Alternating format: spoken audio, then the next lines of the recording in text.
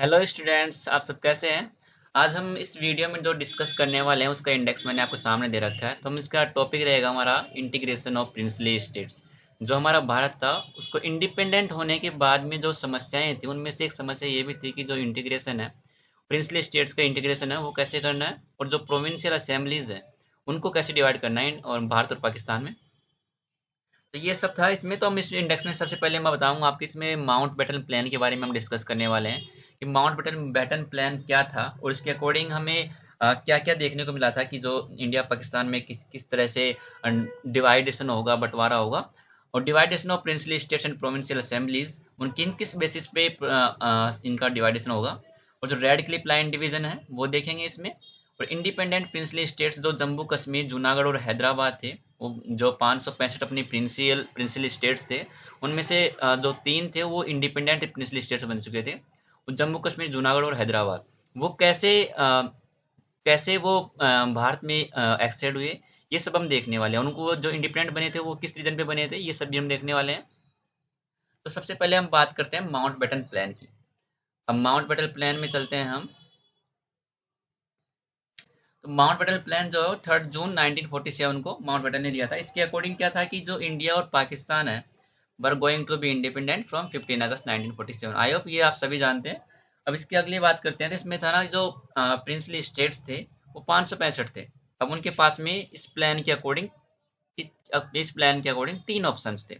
अब वो ऑप्शन कौन कौन से थे मैं आपको बता दूं। उनके इस प्लान के अकॉर्डिंग तीन ऑप्शन थे। पहला था कि या तो आप इंडिया में शामिल हो जाओ या फिर आप पाकिस्तान में शामिल हो जाओ। और जो तीसरा है वो है कि आपको इंडिपेंडेंट रह सकते हैं, आप अपनी पब्लिक के ओपिनियन पे इंडिपेंडेंट रह सकते हैं आप इसमें जो थर्ड वाला ऑप्शन है इसमें देखिएगा, ये पब्लिक का ओपिनियन इसमें मैंडेटरी किया गया है। तब इसमें पब्लिक का ओपिनियन जरूरी है। तब इसमें से जो 565 प्रिंसली स्टेट्स है उसमें से जो 13 हैं वो तो पाकिस्तान में शामिल हो गए, और जो 552 है वो अपने भारत में शामिल हुई थी। पर जब 552 थी, मतलब जब ये 552 में से है ना, जो 552 शामिल हुई है भारत में, उनमें से 549 तो इमिडिएटली इसमें भारत में आ गई थी। और जो बची हुई तीन है वो इमिडिएटली नहीं आई थी। तब उसका क्या रीजन था, वो तीन प्रिंसली स्टेट्स कौन कौन से थे, जम्मू कश्मीर, जूनागढ़ एंड हैदराबाद। ये आपको मैंने इंडेक्स में बताया था कि तीन इंडिपेंडेंट प्रिंसली स्टेट्स थे। अब इनके सामने इनको कैसे भारत में शामिल किया गया, क्या क्या चैलेंजेस आए, वो सब हम इसमें देखने वाले हैं। तो अब प्रोविंशियल असेंबलीज की भी हमें बात करनी थी। जो प्रोविंशियल असेंबलीज है वो 17 थी। उनमें से 11 तो भारत में शामिल हो गई और तीन पाकिस्तान में हो गई। अब जो तीन बची, बंगाल, पंजाब और असम, उनमें से क्या हुआ कि जो वेस्ट बंगाल है, जिसे हम आज पश्चिम बंगाल जानते हैं, वो तो आ गया भारत में, और जो ईस्ट बंगाल है वो बांग्लादेश बन गया। और वह ऐसे ही पंजाब का हुआ कि जो पंजाब में वेस्ट पंजाब है वो वेस्ट पाकिस्तान बन गया, और जो ईस्ट पंजाब है वो बिकम पार्ट ऑफ इंडिया हो गया। ठीक है। और जो अपना जो थर्ड वाला था वो असम अपना जो है भारत में शामिल हो गया। अब हम इसमें क्या क्या देखने वाले हैं, जो अगला पॉइंट है कि जो रेड क्लिफ लाइन डिवीजन है हम उसके बारे में जानने वाले हैं। रेड क्लिफ लाइन डिवीजन क्या था। तो इसके अकॉर्डिंग क्या था कि जो जो टोटल टेरिटरी है, मतलब जो इंडिपेंडेंस से पहले जो टोटल टेरिटरी थी उसकी जो 77% टेरिटरी है वो इंडिया के पास जाएगी, और जो 23% टेरिटरी जो बची है वो पाकिस्तान के पास जाएगी। अब इसमें से क्या होगा कि जो अब टेरिटरी का डिवाइडेशन हो गया, पॉपुलेशन का डिवाइडेशन होगा। जो पॉपुलेशन है वो 82% जो थी पॉपुलेशन वो पाकिस्तान में चली गई थी। वो 82% पॉपुलेशन जो है इंडिया में चली गई थी, और जो बची हुई 18% है वो पाकिस्तान में आ गई थी। ठीक है। अब जब उस टाइम पे आरबीआई के पास कितना पैसा था उस टाइम पे, जो कितने रुपए थे इंडिपेंडेंस से पहले वो थे 375 करोड़ रुपए। उनमें से 300 करोड़ तो इंडिया को अलॉट किए गए, और उनमें से जो 75 करोड़ थे, 375 में से 75 करोड़ थे वो पाकिस्तान को देने थे। जिनमें से 75 करोड़ में से पाकिस्तान को जो है 20 करोड़ तो इमीडिएटली दे दिए गए थे। ठीक है। और जो बचे हुए 55 करोड़ थे उनको रख लिया गया था सेकंड इंस्टॉलमेंट के लिए। अब उस सेकंड इंस्टॉलमेंट के लिए रख लिया गया था ताकि एक साथ ना देना पड़े, ताकि वो बर्डन बढ़ जा रहा था उसकी वजह से। अब जो आगे क्या था कि जो पाकिस्तान है वो जम्मू एंड कश्मीर पे अक्टूबर 1947 में अटैक करना स्टार्ट कर देता है। तो गवर्नमेंट ऑफ इंडिया क्या डिसाइड करती है कि जो सेकंड इंस्टॉलमेंट है उसे अ, उसे क्या किया जाएगा, उसको थोड़ा होल्ड कर लिया जाएगा। अब उसको होल्ड क्यों करना है? क्योंकि वो जम्मू कश्मीर पे अटैक कर रहा था, तो उससे अगर वो पैसे जो 55 करोड़ बचे थे, 55 करोड़ रुपए थे, अगर वो भी उसी टाइम दे देते हैं तो वो अटैक्स को प्रमोट करेगा। इसलिए उन पैसों को गवर्नमेंट इंडिया ने होल्ड कर लिया कुछ टाइम के लिए। अब जब गांधी जी सितंबर 1947 में जब दिल्ली को विजिट करने आए, तो उन्होंने हिंदू मुस्लिम वॉयलेंस में अपना जो अपने जो उन्होंने स्टार्ट किया कि नेहरू सरदार पटेल की जो अमाउंट को रिलीज करने के लिए उनको बोला गया। तब उन्होंने जो जो गांधी जी हैं उन्होंने कहा कि अगर आप अमाउंट को होल्ड करेंगे तो ये एग्रीमेंट का वॉयलेशन हो जाएगा, जो माउंट बैटन प्लान है उसका वॉयलेशन हो जाएगा। अब वॉयलेशन होगा तो फिर जो नेहरू जी और पटेल जी ने इसे इसके लिए मना कर दिया कि अभी हम देंगे नहीं। तो गवर्नमेंट ऑफ इंडिया ने सोचा कि ये अटैक को प्रमोट करेगा, इसलिए अभी क्यों देना है। तो ये जब उन्होंने रिजेक्ट कर दिया इस एग्रीमेंट इसके लिए, तो गांधी जी ने अपना जो एक तरीके से गवर्नमेंट ऑफ इंडिया को ब्लैकमेल ही किया एक तरीके से। वो फास्ट पे चले गए कि उन्होंने कहा कि वो जो है 12 जनवरी 1948 थे, वो फास्ट पे चले गए जब तक कि उनकी डेथ ना जाए। फास्ट अप टू डेथ बोलते हैं इसको, ठीक है। तो इसके लिए उन्होंने जब उनका ये सब देखकर गांधी जी की हेल्थ की मद्देनजर रखते हुए नेहरू जी ने जो जो अमाउंट है वो रिलीज कर दिया। और 13 जनवरी को उन्होंने अ, जो गांधी जी है उनका जो है असैसिनेशन हो गया। इनके द्वारा हिंदू एक्सट्रीमिस्ट नाथुराम गोडसे की वजह से, गोडसे के कारण द्वारा। क्यों? क्योंकि ये उनका रीजन माना जाता है कि उन्होंने एक तरीके से गवर्नमेंट को ब्लैकमेल किया। अब जो ये तो हो गया था रेड क्लिफ लाइन के बाद में जो रुपए थे वो रुपए का बंटवारा हो गया था। अब इसके बाद में हम बात करते हैं जो इंडिपेंडेंट जो प्रिंसली स्टेट्स थी, उन तीन princely states Jammu Jammu and Kashmir, Junagadh और हैदराबाद थी। उनका क्या रीजन था कि वो इंडिपेंडेंट बनी, और क्या रीजन था कि वो बाद में भारत में शामिल हो गई। तो सबसे पहले बात करते हैं कि जो जम्मू कश्मीर है, वहाँ के महाराजा हरी सिंह है, महाराजा हरी सिंह थे। उन्होंने क्या किया कि उनको डर था कि हिंदू अगर वो भारत में शामिल होते हैं तो मुसलमान उसको अपना वॉयलेशन समझेंगे, और अगर अगर पाकिस्तान में शामिल होते हैं तो हिंदू अपोज करेंगे इसमें। तो उन्होंने क्या किया कि उन्होंने इंडिपेंडेंट रहने का सोचा, ठीक है। तो फिर उस पाकिस्तान की जो आज़ाद कश्मीर फोर्स है, उसका जो पाकिस्तान की सपोर्टेड आज़ाद कश्मीर फोर्स है, उसने 22 अक्टूबर 1947 को अटैक किया। जिससे जिससे क्या हुआ कि Maharaja contact government of India on 24 October for military operations. अब महाराजा हरि सिंह ने मिलिट्री ऑपरेशन के लिए गवर्नमेंट ऑफ इंडिया को कांटेक्ट किया। पर जो जम्मू कश्मीर है वो एक सोवरन स्टेट बन चुका था, क्योंकि वो इंडिपेंडेंट था, तो वो उसके जो इंटरनल मैटर्स थे उसमें दखल अंदाजी नहीं कर सकता था भारत। इसलिए भारत ने जम्मू कश्मीर से कहा कि आप इंस्ट्रूमेंट ऑफ असेसन साइन कीजिए और हम आपके लिए आपकी मदद करेंगे इसमें। तो फिर महाराजा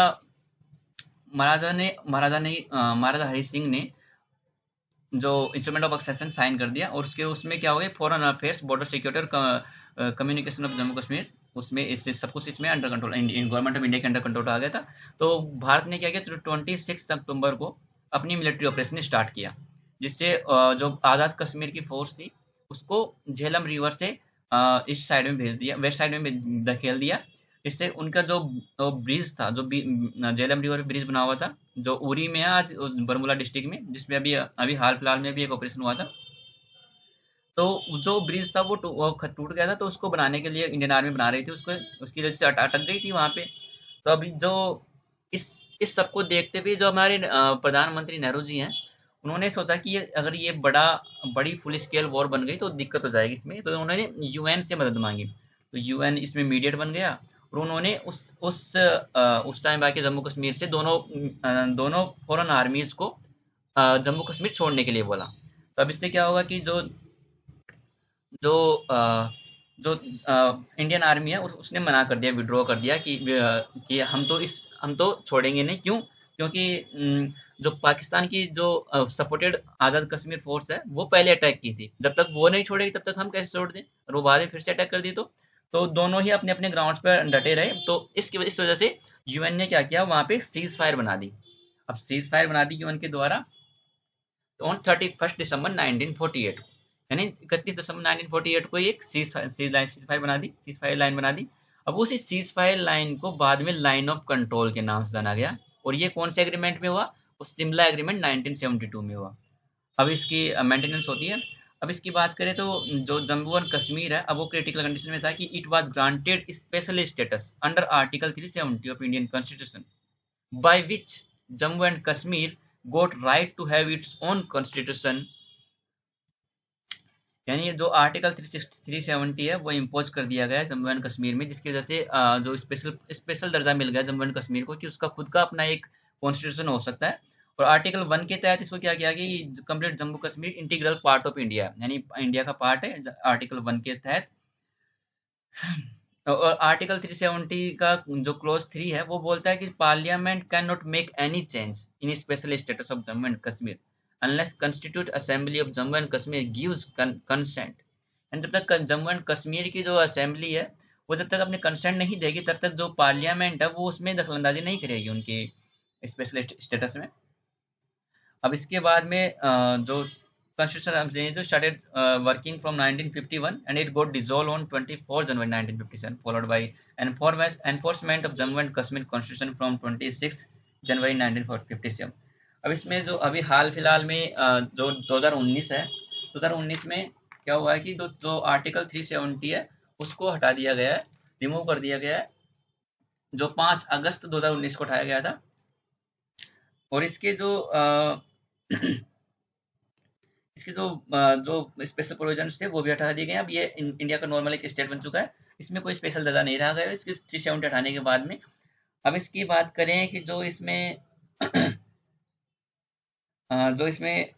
whole removal process is challenge in supreme court which started hearing all the petitions from जुलाई 2023। अब जजमेंट इज रेस्क्यू इन सितंबर 2023 which is yet to be announced, यानी येट टू बी अनाउंस्ड सितंबर 2023 में, पर जो अभी हाल नवंबर दिसंबर में ही दोबारा से इसकी हियरिंग हुई है, उसमें इसे क्लियर कर दिया गया है सुप्रीम कोर्ट के द्वारा भी। अभी अब जम्मू कश्मीर का तो ये मामला था। अब जम्मू कश्मीर के बाद में जूनागढ़ की बात आती है। अब जूनागढ़ में क्या हुआ कि जूनागढ़ जो है आपको पता होगा जूनागढ़ अपने जो वेस्ट साइड में है। तो इसमें रोल ऑफ जूनागढ़ ये था कि जो महावत खान था वो इंडियन इंडिपेंडेंस एक्ट को वॉयलेट कर रहा था। उसका वॉयलेशन कैसे कर रहे थे वो वॉयलेशन ऐसे कर रहे थे कि वो इंस्ट्रूमेंट ऑफ एक्सेशन पाकिस्तान के साथ में साइन कर दिए थे कि वो उसमें जो इंडियन इंडिपेंडेंस एक्ट उसमें क्या बोलता है कि आपको लोगों की जो प्लेबिसाइट है, यानी आपको प्लेबिसाइट कंडक्ट करना होगा, तभी आप प्लेबिसाइट होता है जनमत संग्रह जो भी होता है, जनमत जनमत प्लेबिसाइट आपके जो लोगों के द्वारा वोट किया जाएगा और लोगों का ओपिनियन दिया जाएगा। तो जो महावत खान है उसने पब्लिक का ओपिनियन नहीं लिया। अब पब्लिक का ओपिनियन नहीं लिया, उसे सीधा पाकिस्तान के साथ में एक्सेशन कर लिया। तो इसके बाद में जो क्या हुआ कि मिलिट्री ऑपरेशन हुआ वहाँ पे, जिससे वहाँ पे जो प्लेबिसाइट दोबारा से कंडक्ट करवाया गया, जिसमें क्या हुआ कि जो फरवरी 1948 है उसमें जूनागढ़ को इंडिया में दाखिला दे दिया गया, और जो मावत खान है वो पाकिस्तान में भाग गया था। उसको उसकी जगह जो उनका एडवाइजर था शाह नवाज भट्टू, उन्होंने ये साइन किया फरवरी 1948 में, इंस्ट्रूमेंट ऑफ सक्सेशन साइन किया था इन्होंने। अब जूनागढ़ के बाद में जो हैदराबाद है, वो हैदराबाद की जो निज़ाम है उन्होंने भी इंडिपेंडेंट रहने का सोचा। अब इंडिपेंडेंट रहने का सोचा तो उन्होंने उन्होंने तो प्लेबिसाइड करवाया, पर उन्होंने उसको प्लेबिसाइड में तो क्या हुआ कि वो प्लेबिसाइड इंडिया की फेवर में था, भारत की फेवर में था, बट उन्होंने रिजेक्ट कर दिया प्लेबिसाइड को। और क्या हुआ कि उन्होंने भी वॉयलेशन कर दिया इंडियन इंडिपेंडेंस एक्ट का। वो इंडिपेंडेंट इसलिए रहना चाहता था कि वो अपने आप को एक वेल्दिएस्ट पर्सन समझता था कि उसको वो मेंटेन कर सकता है एम्बेसी को, ग्लोब को, अपनी खुद की आर्मी को, एयरलाइंस को, इंफ्रास्ट्रक्चर को, और उसके पास में काफ़ी गोल्ड भी था। तो उसने जो इन भारत है उसने स्टैंड स्टिल एग्रीमेंट किया हैदराबाद के साथ में कि आपको जितना टाइम चाहिए आप टाइम लीजिए और हमें बाद में बताइएगा। पर जब जो हैदराबाद के निज़ाम है उन्होंने यूएन को इनवाइट किया कि उनको एक इंडिपेंडेंट स्टेट में बना दिया जाए, पर जो यूएन है उसने मना कर दिया कि ये इंटरनल इश्यू ऑफ इंडिया का है, इसमें हम दखलंदाजी नहीं करेंगे। तो इसके बाद में क्या हुआ कि जो भारत सरकार है उसने ऑपरेशन पोलो स्टार्ट किया, जिससे ये लड़ाई जो है वो वॉर जो है 5 दिन तक चली थी। वो आप सोच सकते हैं कि जो हैदराबाद की जो आर्मी थी वो कितनी स्ट्रांग रही होगी निज़ाम की, जो 5 दिन तक इंडियन आर्मी को झेल सकी थी। अब इसके बाद में ऑपरेशन पोलो के द्वारा इसको जो नवंबर 1948 में क्या हुआ कि ऑपरेशन पोलो के द्वारा हैदराबाद को भी भारत में शामिल कर लिया गया। अब ये था कि जो इंटीग्रेशन कैसे कैसे हुआ। ऑपरेशन पोलो क्या था, स्टैंड स्टील एग्रीमेंट क्या था, और जो रेड क्लिफ लाइन थी वो क्या थी, जो एलओसी थी वो क्या थी, माउंट बटन प्लान क्या था, ये सब हमने इसमें देख लिया। अब जो हम अगले वीडियो में जो डिस्कस करने वाले हैं वो होगा अपने फेडरेशन में, अगला जो चैलेंज होगा फेडरेशन ऑफ इंडिया का था, तो हम वो अगली वीडियो में डिस्कस करने वाले हैं। आज के लिए बस इतना ही इस वीडियो में। धन्यवाद, थैंक यू, और don't forget to subscribe. Thank you.